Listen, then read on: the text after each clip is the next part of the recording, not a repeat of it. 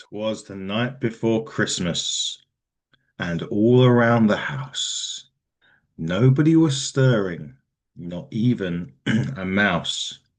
So you can imagine my displeasure when I turned Roku on my TV and those damn dirty Kazanas were looking directly at me.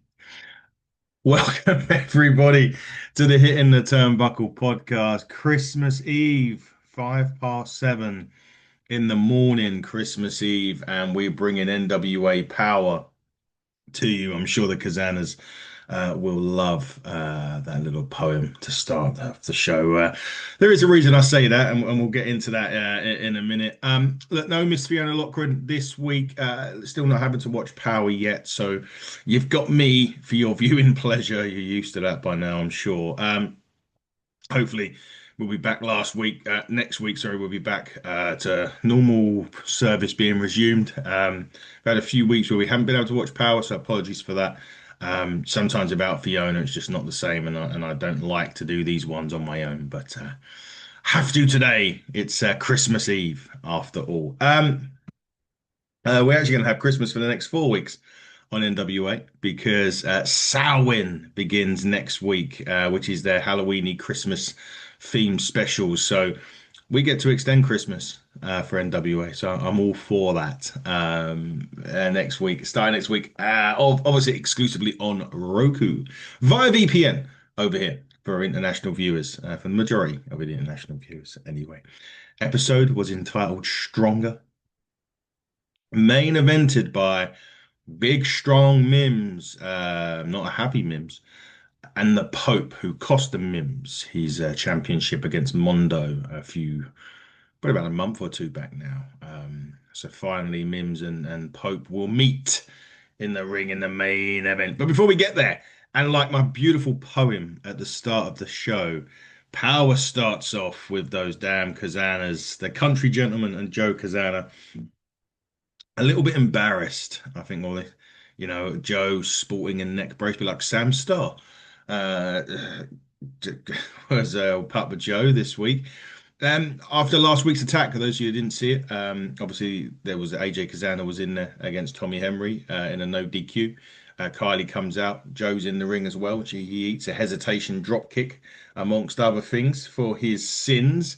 So sporting a neck brace and some wounds, shall we say. Anyway, he calls out Tommy Henry and the Page sisters, who, of course, oblige. A little bit goading from Joe right now. He was very keen. He didn't look, he could have made the match without all of this goading. He is, of course, the interim NWA president, after all. But nevertheless, he wants the Page sisters to face the country gentleman at Samhain. And eventually, after a little bit of to-in and throw-in, the Page sisters were not backing down. It is on. And if you also remember on this channel a couple of months ago now, before the Samhain tapings were done, I made the prediction of the Page sisters beating the country gentleman. And of course, that went down like a proverbial fart at a funeral with the Kazanas. So we'll see if that actually happens or not. There was the opening salvo on Power this week. We took to backstage with Mr. Misery, who's going to be in action very, very shortly. You know, he sounded a little bit like Jim Mitchell in this. I don't know if that was the actual that was the actual point they were going to do the sort of Mitchell voiceover on him, but he was still looking to burn the NWA down, which is Misery's speciality, shall we say. Um, Misery's just great. We'll get into Misery more in a minute. Latimer comes into him, next. No, not Misery, but Latimer comes in for his promo. If you step up to him, you get stepped down. More on Latimer a bit later on. Obviously, new number one contender for the NWA Heavyweight Championship, winning against Trevor Murdoch, beating Trevor Murdoch, I think for the first time last week in that number one contender. That was a battle. I know, geez, that was a battle. Anyway, action on NWA. Triple threat match to begin with. We're going to have a good time Good time because it was Daisy Kill with the against the debut in Joe Bravo against the aforementioned Alex Misery. This was a great clash of styles in this. You had Misery that was he's obviously quick pace, flying around, all the exciting stuff. You had Joe Bravo, who's a really, I would say, good wrestler, natural wrestler. And on the side of that, you had Daisy Kill, who's bringing a mixed martial arts, boxing style background into it as well. Really like this. Again, that the styles really work for me. Alex Misery is, in my opinion, we've said this a few times about people who perhaps need to win a title in 2026. Misery, in my opinion, should be up there for the junior heavyweight division for sure. Tag team division, yep, definitely. But I would prefer Misery to win a singles title than a tag team title. I just love his matches. He was flying around here like anything. Um, Joe Bravo looked really good on his NWA debut, solid in there. I mean, maybe solid but unspectacular a little bit. But I always say with this that when you debut or when you're in multi-man and tag team matches, it's kind of limited, and you get to see a limited version of that particular wrestler. So Joe Bravo for me, I would like to see back in a single, maybe against a Misery, against a Daisy Kill, someone along those lines.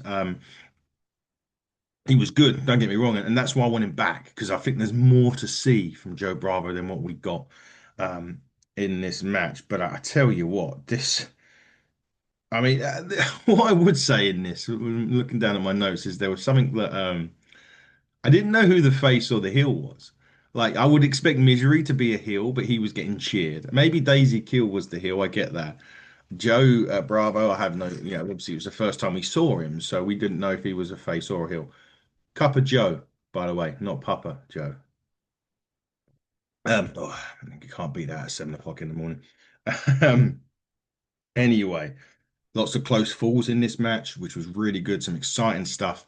Eventually, Alex Misery goes to the top, hits this flying elbow, and it's not like a Macho Man Savage elbow. This was like a twisty in the air elbow for the 1, 2, 3. Picks up another victory, and the Lost are on a roll in the NWA. There is no question about that. They are flying right now in the NWA, and like I said, 2026 could be the year of the Lost in the NWA. I certainly think Misery and Lev are two guys that we need to be very closely watching next year. Hey, they're watching us, so hopefully you finally got that Misery shirt because I don't want to have any trouble in 2026. We were in trouble with the Kazanas already, so hey, why not make it a full house um, with the Lost? But yeah, big things popping for the Lost in 2026, in my opinion. Anyway, in the NWA. We had a little party next, didn't we? The Slam Bars. Fresh off their victory last week, United States Tag Champions beat the Southern Six. Well, Kerry Morton of the Southern Six, those of you again playing a bit of catch up. They had an opportunity last week at the United States Tag Titles. Alex Taylor unable to compete. Silas Mason was on commentary. I thought they could freebird this, but obviously that was muted by Joe Kazana. And Kerry Morton had to go it alone and lost via roll up. So the Slime Balls are tag champions. They are having a party. It's an exclusive party. And of course, they're going to have the party in Slime Ball City. Can't be a bit of Slime Ball City. But from there, tag team matchup. The Drakes, Carson and LJ or Lockjaw against our boys, the Holy Grail, PBS, Pretty Boy Smooth, EC3. Joe Kazana had banned Pastor CeeLo from being at ringside. He didn't, on the other hand, ban Aaron. Now, after Carson done his little Carson shuffle, Aaron was doing something. I wouldn't call it dancing, but it was something. Anyway, in this. PBS and Lockjaw started this match, and look, Pretty Boy Smooth. We say this so much, and I say it so much on this show.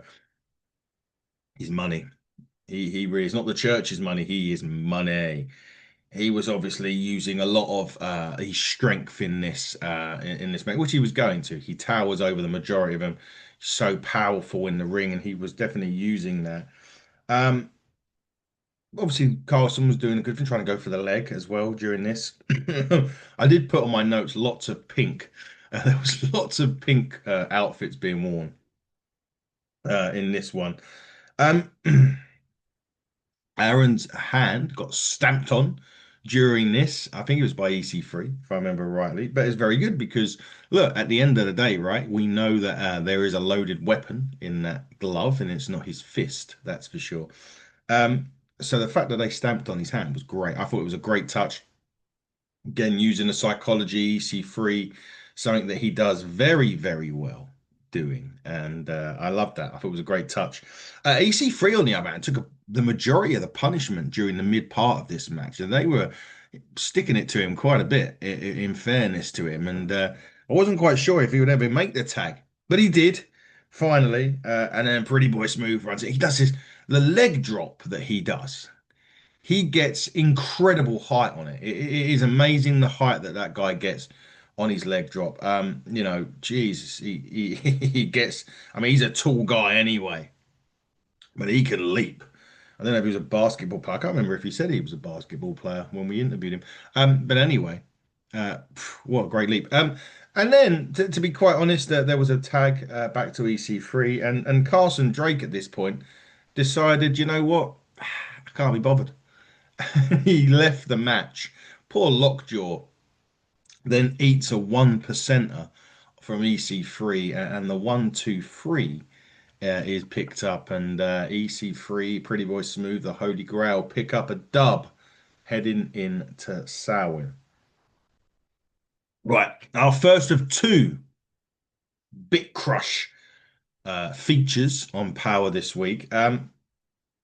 First one was Idol. Oh, initially Idol and Markova, and the guy behind it was questioning their relationship, asking if he loved her and if she loved him, and they said yes. And he was trying to instigate that there's more to the looks that kill than a working relationship, if you get my drift on this. He asked if he were dating, on the other hand. To be fair to Markova and Idol, they didn't deny it. They just didn't confirm it either. So it's kind of left open in that sense. Once they left, Latimer appeared, which was quite. Uh, oh, sorry about it. No, no, no. Let me get it straight. Sorry, I was just looking down at my notes. They left. Sorry, at that point, they were talking about they love steaks and all that stuff, and they were going out for dinner. We had a promo for Matt Cardona, who's back at Samhain, which is great. Then we come back to Bit Crush with Latimer, and he was basically, saying to this guy, "What are you, a dirt sheet writer?" Blah blah. He was like, "I love wrestling, and I have a forum and Discord, and I give my opinions on how to make things better." And was like, "Well, you don't even wrestle. How do you know?" Like, well, yeah, he was really going in. I felt like they were doing like a Dave Meltzer in there, which I thought was great. But um, oh, and the Bit Crush owner says he gets all the information from his head. Didn't go down well with Latimer. The slime balls miraculously appeared and forgot that Latimer was champ, which again didn't go down very well with Mr. Latimer. I don't know. The slime balls maybe biting off something a little bit more than they can chew with that one.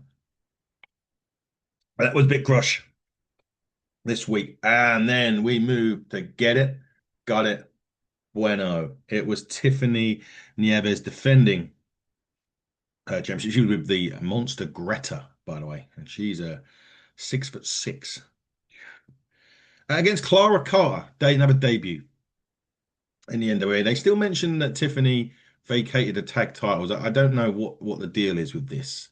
So we need to wait and see with that one. But it was the other title she was defending. No time limit on this. And this is the interesting one. Brian Idol's the same. So apparently, normally these have a 605, these TV titles.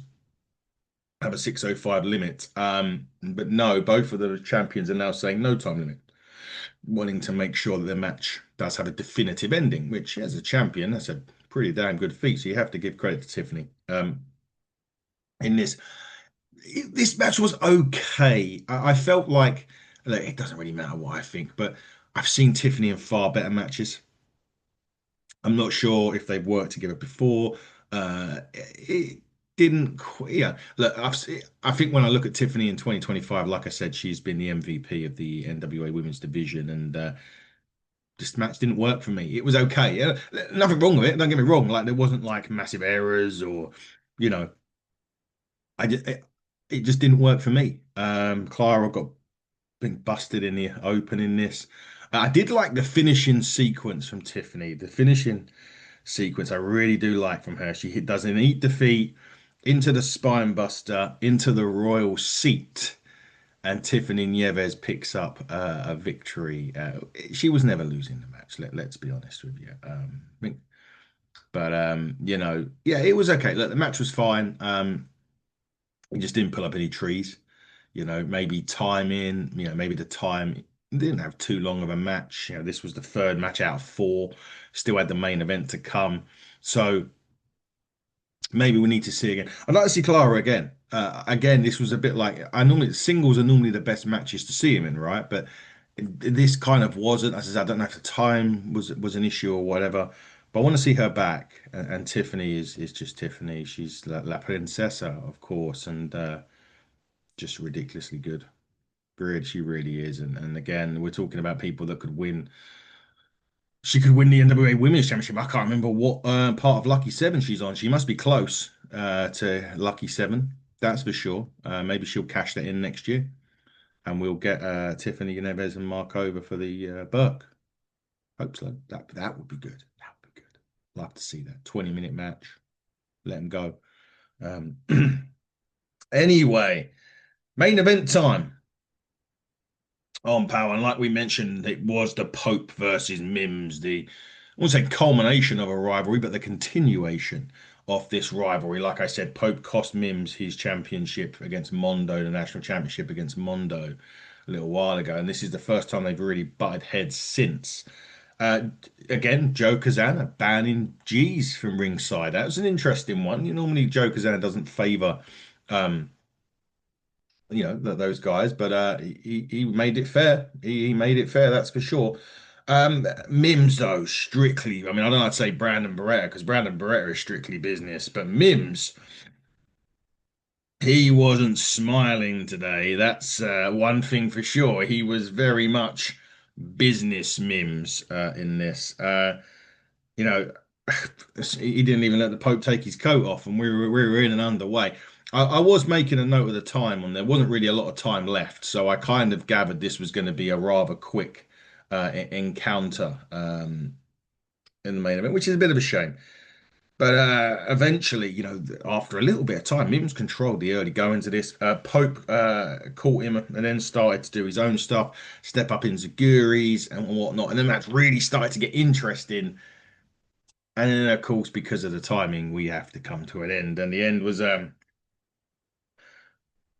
Pope was going to the top rope. Mims pushes the ref onto the ropes. It crotches the Pope, which falls into the big strong slam. And Mims picks up the victory. I'm sure that's not the last we're going to see of Mims and Pope. We're going to see a lot more from that. But yeah, that was the only thing with the main event, just too short. And those of you that watch this channel, when I say this on TNA, too short, too long, too short.